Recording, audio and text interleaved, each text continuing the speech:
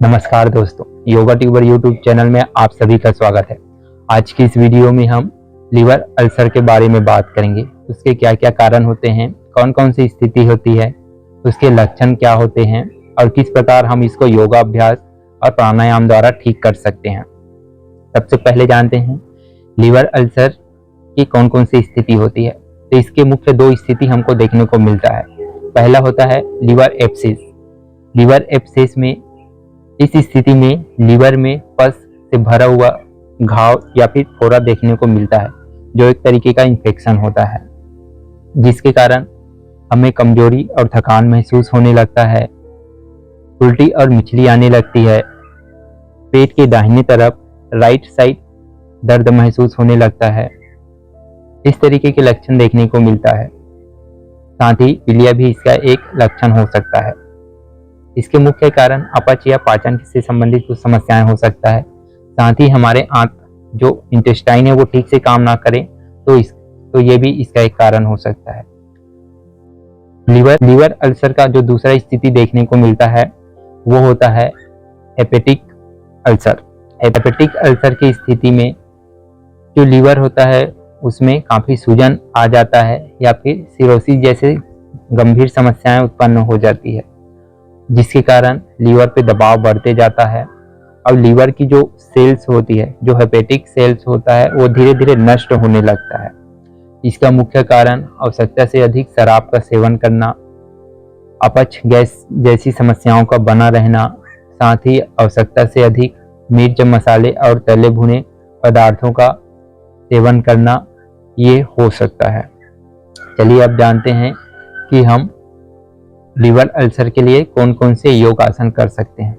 हमारा जो पहला आसन रहेगा वो रहेगा भुजंग आसन यानी कोबरा पोज। कैसे करते हैं चलिए देखते हैं।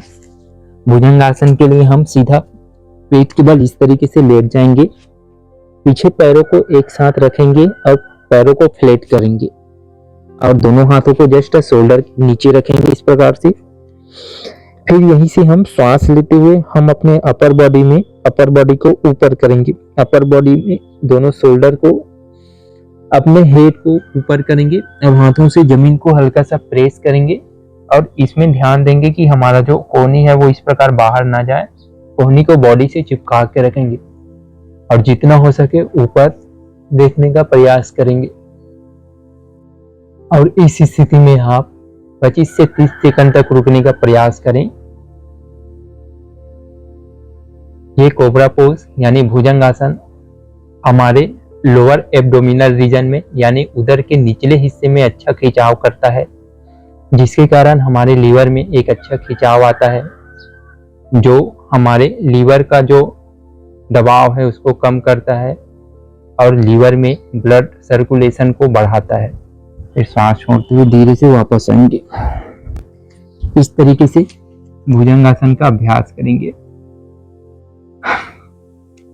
इसका 5 आवृत्ति करेंगे और हर आवृत्ति में कम से कम 25 से 30 सेकंड तक होल्ड करने का प्रयास करेंगे, रुकने का प्रयास करेंगे। इसी में हमारा जो दूसरा अभ्यास रहेगा वो रहेगा धनुरासन। धनुरासन के लिए हम इसी पोजीशन में रहेंगे। फिर हम दोनों पैरों को इस प्रकार घुटनों से बेंड करके ऊपर की ओर उठा लेंगे और अपने लेफ्ट हैंड से लेफ्ट एंकल को पकड़ेंगे, राइट हैंड से राइट एंकल को पकड़ेंगे। फिर इसी पोजीशन में एक बार अच्छे से श्वास अंदर भरेंगे और श्वास अंदर भरते हुए हम अपने दोनों शोल्डर को, अपने हेड को ऊपर उठाएंगे और पैरों को पीछे की ओर स्ट्रेच करेंगे और हाथों से दोनों पैरों को अपनी ओर खींचेंगे। अंतिम स्थिति में इसमें भी आप 15 से लेकर 30 सेकंड तक रुकने का प्रयास करेंगे। ये हमारे लोअर रीजन में अच्छा सा स्ट्रेच करता है, जिसके कारण हमारा लीवर में ब्लड सर्कुलेशन और ऑक्सीजन का फ्लो बढ़ता है और ब्लड और हमारे लीवर का जो दबाव होता है उसको कम करता है। इस तरीके से आप धनुरासन का अभ्यास करेंगे। इसको भी आप 5 आवृत्ति तक करेंगे। ये हमारा एक बार हुआ, इसी को आप 5 बार करेंगे। इसी में हमारा जो अगला अभ्यास रहेगा वो रहेगा मकर आसन।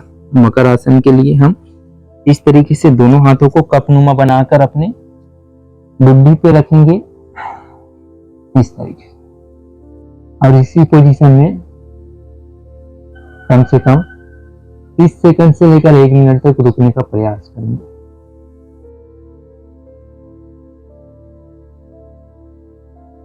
सांसें सामान्य रूप से लेते रहेंगे और छोड़ते रहेंगे।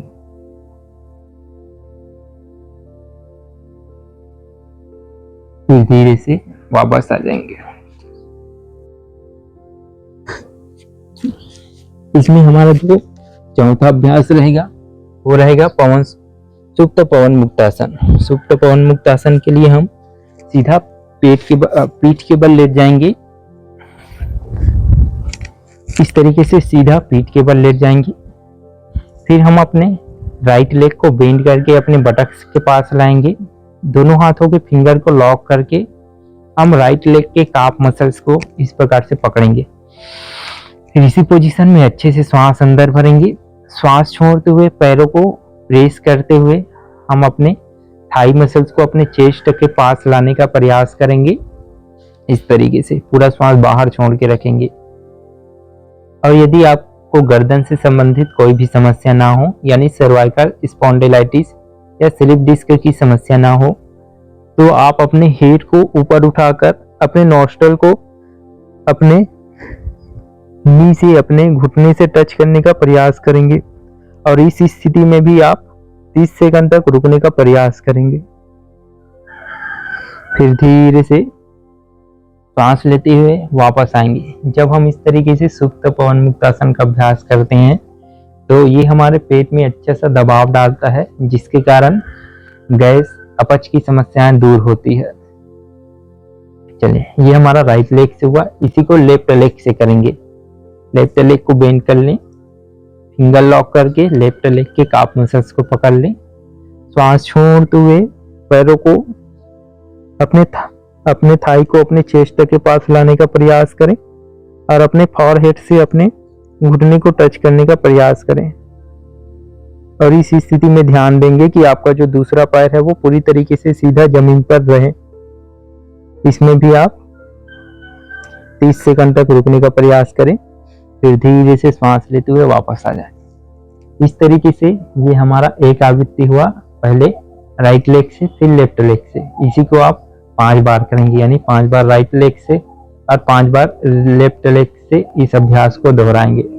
फिर इसी को दोनों पैरों से एक साथ करेंगे। दोनों पैरों को इस प्रकार बेंड करके अपने बटक्स के पास ले आए, फिंगर लॉक करके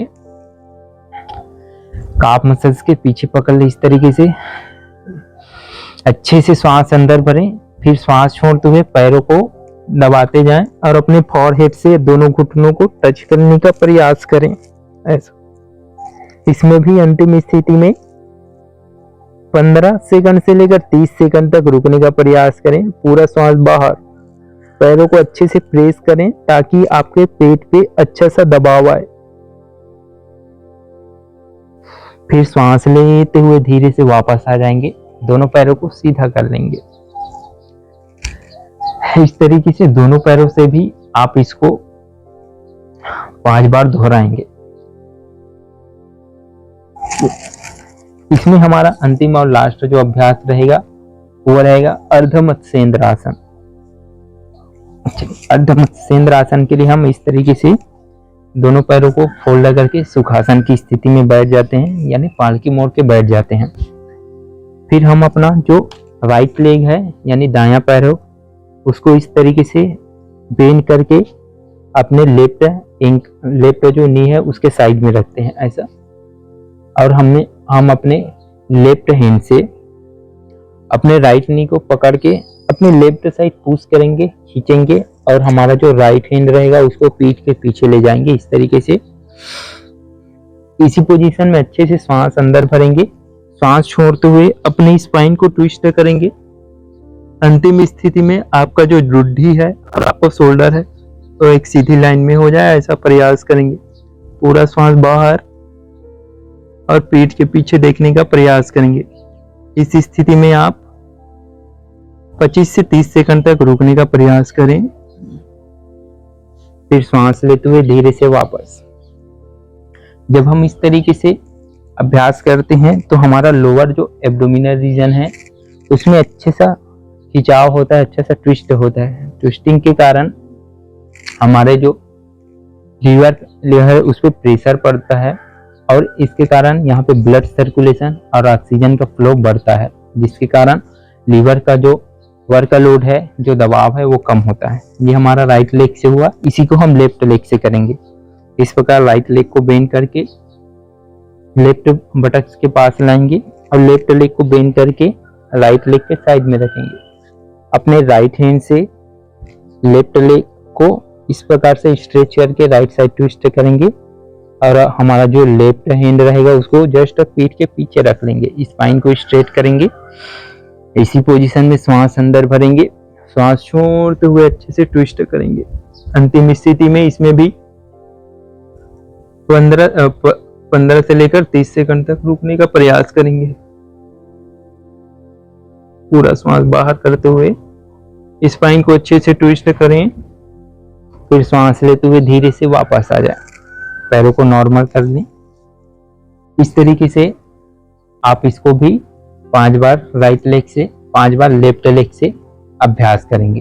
अब जानते हैं कि कौन कौन से प्राणायाम हैं जो लीवर अल्सर को ठीक करने में यूजफुल रहता है। तो इसमें हम 2 प्राणायाम मुख्य रूप से करते हैं। पहला जो रहता है वो रहेगा अनुलोम विलोम प्राणायाम, यानी अल्टरनेट नॉस्ट्रल ब्रीथिंग। कैसे करते हैं चलिए जानते हैं। इस तरीके से सुखासन की स्थिति में बैठ जाएंगे। आपका कमर गर्दन पूरी तरीके से सीधा रहे, इसका ध्यान देंगे। दोनों हाथ इस तरीके से घुटनों पे रख लें। फिर आप अपने जो राइट हैंड है उसका अंगूठा है उससे अपने राइट नॉस्ट्रल को बंद करेंगे, यानी दाहिना नासिका को बंद करेंगे और आपका इंडेक्स फिंगर और मिडिल फिंगर को फॉरहेड पे रख लेंगे। फिर धीरे धीरे लेफ्ट नॉस्ट्रल से सांस अंदर भरते जाएंगे। फिर कुछ समय के लिए सांसों को शरीर के भीतर रोकने का प्रयास करेंगे। फिर धीरे धीरे पूरा सांस राइट नॉस्ट्रल से बाहर छोड़ेंगे।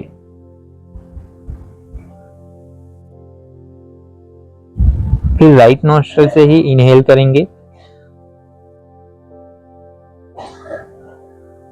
कुछ समय तक फिर से शरीर के भीतर रोकने का प्रयास करेंगे और पूरा सांस लेफ्ट नॉस्ट्रल से बाहर छोड़ेंगे। ये हमारा अनुलोम विलोम प्राणायाम का एक राउंड हुआ। इसी को आप 5 से 7 मिनट तक अभ्यास करेंगे। यानी सबसे पहले लेफ्ट नॉस्ट्रल से इनहेल, कुछ सेकंड होल्ड, फिर एक्सहेल, फिर राइट से इनहेल, कुछ समय तक होल्ड, फिर लेफ्ट से एक्सहेल। इस तरीके से 5 मिनट तक अभ्यास करेंगे। ये हमारे पूरे नाड़ियों को शुद्ध करता है। लीवर में जो भी सूजन रहेगा, जो भी डिटॉक्स रहेगा, विषैले पदार्थ रहेगा, उसको बाहर करता है। हमारा जो दूसरा अभ्यास रहेगा वो रहेगा कपालभाति प्राणायाम। कपालभाति प्राणायाम में हम अपना पूरा ध्यान, पूरा अवेयरनेस स्वाभाविक रूप से आ रही सांसों के प्रति रखेंगे। लेकिन जब हम सांस छोड़ेंगे तो पेट में स्टोक लगाएंगे, पेट को कॉन्ट्रैक्ट करेंगे, फोर्सफुली कॉन्ट्रैक्ट करके पेट को कॉन्ट्रैक्ट करके सांस बाहर छोड़ेंगे। लेकिन सांस स्वाभाविक रूप से शरीर के भीतर प्रवेश करेगी। चलिए देखते हैं कपालभाति प्राणायाम।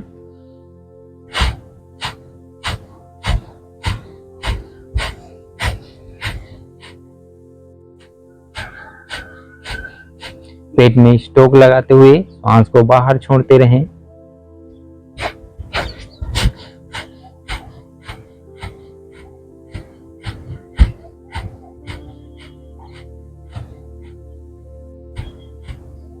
इस तरीके से पेट में स्टोक लगाते जाएंगे और सांस को बाहर छोड़ते जाएंगे।